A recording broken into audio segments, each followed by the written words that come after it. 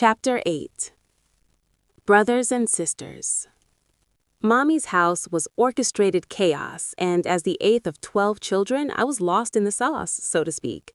I was neither the prettiest, nor the youngest, nor the brightest. In a house where there was little money and little food, your power was derived from who you could order around.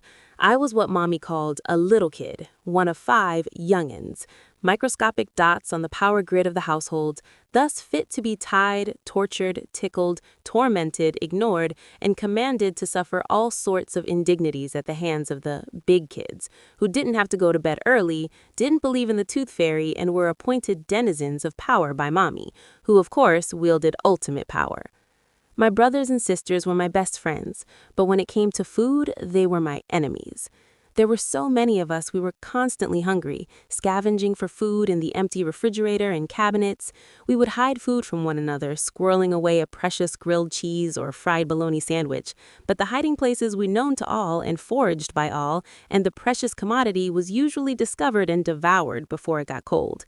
Entire plots were hatched around swiping food, complete with double-crossing, backstabbing, intrigue, outright robbery, and gobbled evidence. Back in the projects in Red Hook, before we moved to Queens, Mommy would disappear in the morning and return later with huge cans of peanut butter, which some benevolent agency had distributed from some basement area in the housing projects. We'd gather around the cans, open them, and spoon up the peanut butter like soup, giggling as our mouths stuck closed with the gooey stuff. When Mommy left for work, we dipped white bread in syrup for lunch or ate brown sugar raw out of the box, which was a good hunger killer. We had a toaster that shocked you every time you touched it. We called our toast Shock Toast, and we got shocked so much our hair stood on end like buckwheats. Ma often lamented the fact that she could not afford to buy us fruit, sometimes for weeks at a time, but we didn't mind. We spent every penny we had on junk food.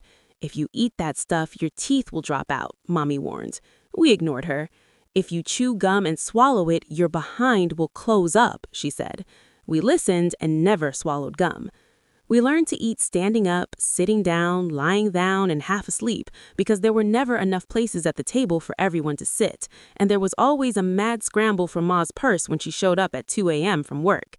The cafeteria at the Chase Manhattan Bank where she worked served dinner to the employees for free, so she would load up with bologna sandwiches, cheese, cakes, whatever she could pillage, and bring it home for the hordes to devour.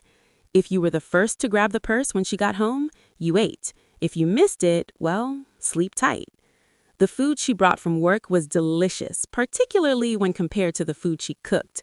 Mommy could not cook to save her life. Her grits tasted like sand and butter, with big lumps inside that caught in your teeth and stuck in your gums. Her pancakes had white goo and eggshells in them. Her stew would send my little brother Henry upstairs in disgust. Prison stew, he'd sniff, coming back a few minutes later to help himself before the masses devoured it. She had little time to cook anyway. When she got home from work, she was exhausted. We'd come downstairs in the morning to find her still dressed and fast asleep at the kitchen table, her head resting on the pages of someone's homework, a cold cup of coffee next to her sleeping head. Her housework rivaled her cooking. "I'm the worst housekeeper I've ever seen," she declared, and that was no lie. Our house looked like a hurricane hit it.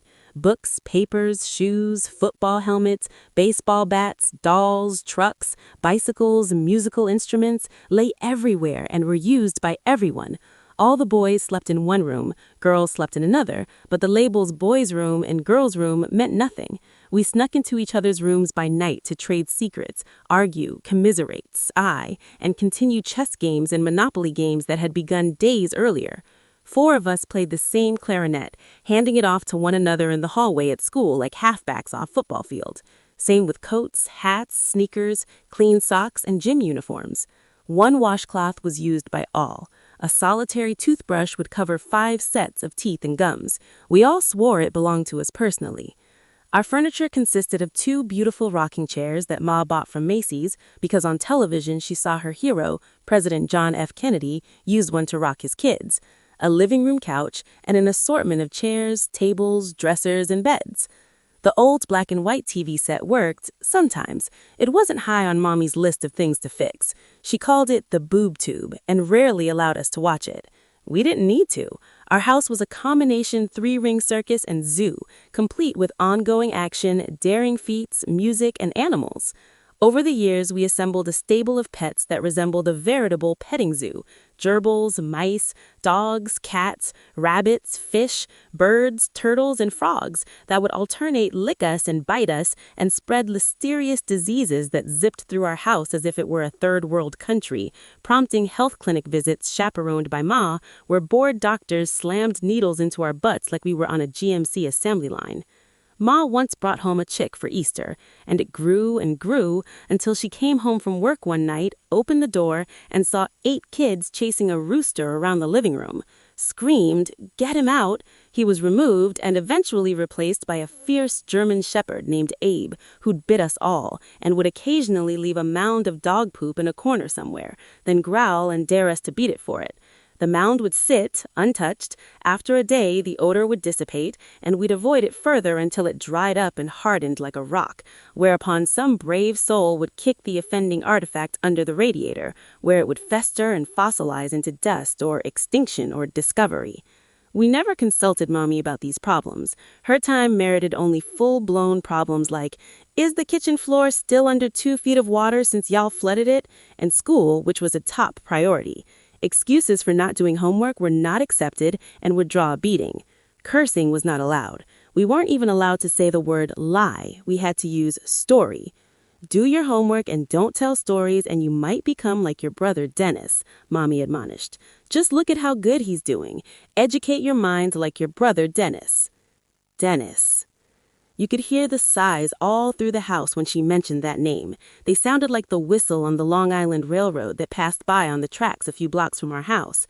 Dennis was the eldest sibling and the family pioneer. He was an artist who drew pictures that told incredible stories about the places he'd been and the people he'd met. He had money in his pocket, actual dollars and cents, with change to spare. He was a giant among us, casting a huge oblong shadow that hung over us children, like the Lincoln Memorial, which he had visited twice. His great achievements, spoken of in his absence because he came home only for holidays, were glowingly recounted, dissected, rumored, enhanced, extolled. The heights he had attained, heights we puny mortals could only dream of achieving, were trumpeted and crowed about by Mommy in every corner of the house. Dennis had finished college. Dennis had gone to Europe. And now, for his crowning achievement, Dennis, oh glorious Dennis, oh mighty Dennis, Dennis, sought the highest, most wonderful, most incredible achievement any human, any son could hope to achieve. Dennis was going to be a doctor. Well, there was no greater honor. I mean, forget it. Doctor, teacher, take your pick. Had Mommy known what Dennis was really doing in school, other than being a straight-A student, she might have had a different opinion of him. Dennis was one of the most active civil rights students the University of Pennsylvania Medical School had ever seen. He marched on Washington, he organized a hospital workers' union, he sat at lunch counters in the South, he got sprayed with mace and fire-hosed by civil authorities. Dennis was at war with the system, but as long as he kept his war out of the house and stayed in medical school, that was okay with Mommy. But my sister Helen didn't do that. Helen was at war with the white man and took it home and laid it at Mommy's feet. Helen was the second eldest of my sisters, all of whom were gentle, naive, talkative, and curious, which is why Mommy kept them off the street and away from men at all times. They were all pretty, ranging from Helen's deep brown skin to Kathy's very light, almost white skin, and all had long arms, freckles, and dark curly hair. Every boy in my neighborhood knew my sisters by name and face. I would walk down the street and some big dude I'd never seen before would say, "Yo, how's Kathy?" "Okay," I'd shrug. I got my nose nearly broken over Kathy a few times. There's nothing worse than having to fight for your crummy, ugly sister who half the neighborhood is in love with. It was a real problem. Helen was the most artistic of my sisters. She was slim with black hair that she wore in a bun, jeans and a denim jacket with peace insignias, stop the war buttons, and red, black, and green liberation patches sewn on. Boys of all types, black, white, Asian, Latino, followed her everywhere. She was a student at Music and Art High School and played piano for our church choir until one Sunday morning, my youngest sister Judy, who was 9 and also played piano, was suddenly pressed into service. It seemed that Helen had retired from playing for church that morning. When Mommy asked why, Helen said, "I don't want to," and that was the end of it. Such terse responses to Mommy were unheard of. We watched in awe as Helen stood her ground, repeated her resolve not to play for the church choir, and survived a beating with the belt by Mommy without a whimper. She shrugged when Mommy was done. Not too long afterward, the Dean of Music and Art called our house and asked Ma why Helen was quitting school. "You must be joking," Ma said. "All my kids are A students." "Not this one," the dean said. "She quit 2 weeks ago. It's a shame," he said. Mommy beat Helen harder this time, then talked to her for hours. Helen cried after the beating, promised to change after the talks, then shrugged and kept on missing school. Mommy enrolled her in 2 more schools, but she quit both, declaring, "The white man's education is not for me." She became a complete hippie before our astonished eyes, dressing in beads and berets and wearing sweet-smelling oils that she said gave you certain powers. A folk guitar player named Eric Bibb followed her everywhere. Rosetta was the eldest sister and the smartest of all my siblings. From her perch atop her bed, a bed, incidentally, that she shared with no one, Rosetta sat regally on a throne of bed pillows, legs crossed, Buddha fashion, while drinking ice water, listening to her favorite public radio station, WBAI, and giving commands all day. She would order us to serve her ice water in tall glasses and send us to the candy store for devil dogs and Montclair cigarettes, which we fetched with great dispatch and offered to her with proper subservience. She slept with the radio blasting and the lights on. While she napped, we would creep past her bed, afraid to arouse the slumbering master.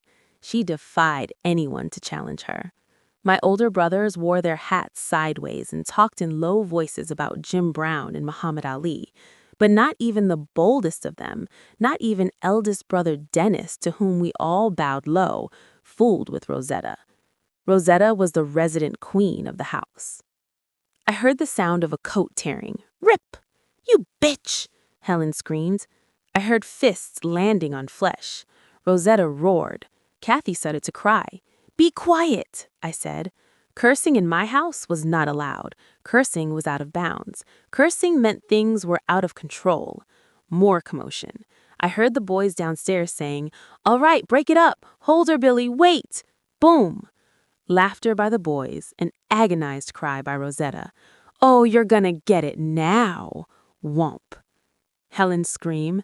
Another tussle. The sound of furniture flying. David shouting, a lamp breaking. More laughter and cursing. A vehement argument ensued, and I heard Helen declare she was leaving. Suddenly, the boys got serious. "Wait a minute. Hold up, hold up. This is crazy." "Don't touch me," Helen said. "Don't nobody touch me. Y'all make me sick, every single one of you." Titters and giggles. "I'm sick of this house." Silence. A sob. Then heavy weeping. "Aw, Helen." I heard the sound of the door opening, then slamming shut. Later that night, when Mommy came from work and saw all the lights on and all of us, even the little kids downstairs waiting for her in the kitchen, she knew there was trouble. "Where's Helen?" she asked, panic climbing into her voice. "Gone," she was told. "Why did you let her go?" she asked. "She wouldn't stay, Ma. We tried to make her stay, but she wouldn't." "Oh, Lord," Mommy moaned, slapping her forehead, then balling her fists. "Why didn't you make her stay? Why?" Silence as we blinked and gulped, guilt settling on us like rain clouds. Helen didn't come home that night, nor the next day, nor the next. She was 15 years old. Mommy called the police the second day. They came and took a report. They searched the neighborhood but couldn't find her. Mommy calls all Helen's friends. Still no Helen. The following week, my sister Jack called Mommy from her apartment in Harlem. Helen loved Jack. Everybody loved Jack. You could talk to Jack about anything. "Ruth, she's with me," Jack said. "She doesn't want to see you, but don't worry, let it blow over. Don't scare her off." But Mommy couldn't wait. She hung up the phone and summoned my brother Richie to the kitchen, gave him car fare and explicit instructions. "Tell Helen all is forgiven, just come home." Richie dutifully donned his leather coat, popped his Lester Young pork pie hat on his head, and headed for Harlem while Mommy paced the floor, on edge. He returned late that night with his hat pushed far back on his forehead. "She's not coming home, Ma," he said. Shortly after, Helen left Jax altogether and disappeared. Mommy was beside herself. She spent entire nights pacing up and down the floor. She called on preachers and friends from church, called on my stepfather, who made several rare during the week appearances. More solutions were discussed, prayers were said, regrets taken, apologies made. But there was no Helen. "She'll come back," Daddy said. "It'll work out." He had no idea what to do about Helen. They spoke a completely different language. He was an old-timer who called school schoolin' and called me boy. He had run off from Jim Crow in the South and felt that education, any education, was a privilege. Helen was far beyond that. Weeks passed, months, and Helen didn't return. Finally, Jack called. "I found her. She's living with some crazy woman," Jack said. She told Ma she didn't know much about the lady other than that she wore a lot of scarves and used incense. Mommy got the address and went to the place herself. It was a dilapidated housing project near St. Nicholas Avenue, with junkies and winos standing out front. Mommy stepped past them and walked through a haze of reefer smoke and took the elevator to the 8th floor. She went to the apartment door and listened.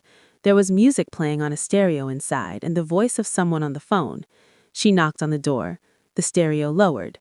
"Who is it?" someone asked. It sounded like Helen. "I'm here to see Helen," Mommy said. Silence. "Helen, I want you to come home. Whatever's wrong, we'll fix. Just forget all of it and come on home." From down the hallway, a doorway opened, and a black woman watched in silence as the dark-haired, bow-legged white lady talked to the closed door. "Please come home." The door had a peephole in it. The peephole slid back. A large black eye peered out. "Please come home. Helen, this is no place for you to be. Just come on home." The peephole closed.